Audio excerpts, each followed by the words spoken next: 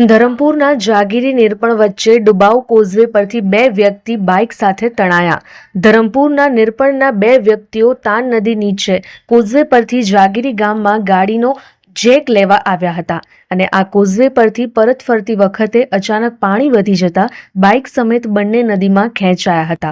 સદનસીબે બંને વ્યક્તિને તરતા આવડતું હોવાથી તરીને નદી વચ્ચે પથ્થરના ટાપુ જેવા ભાગમાં જતા રહ્યા હતા। નદી વચ્ચે ફસાયેલા બંને વ્યક્તિઓની જાણ થતાં સ્થાનિકો મદદ માટે દોડી આવ્યા હતા અને સ્થળ પર આવી આ ઘટનાની જાણ વાંસદાના ધારાસભ્ય અનંતભાઈ પટેલને કરી હતી। ત્યારબાદ મામલતદાર, વાંસદા પોલીસ તથા વાંસદાની રેસ્ક્યુ ટીમ દોરડા, રિંગ સહિતના સેફટી સાધનો સાથે સ્થળ પર આવ્યા હતા અને દોરડું બાંધી નદીમાં ઉતરેલા સ્થાનિક તેમજ સ્થાનિકોના સંયોગથી બંને વ્યક્તિઓનું રેસ્ક્યુ કરાયું હતું। આશરે 2 થી 2.5 કલાક નદીમાં ફસાયેલા બંને વ્યક્તિઓ સલામત રીતે બહાર આવી જતા રાહત અનુભવી હતી। ઘટનાની જાણ થતાં જાગીરીના ગ્રામજનો, ડેપ્યુટી સરપંચ શિવલેભાઈ જાદવ, અગ્રણી ભરતભાઈ ગવલી તથા અગ્રણીઓ સાથે દોડી આવ્યા હતા।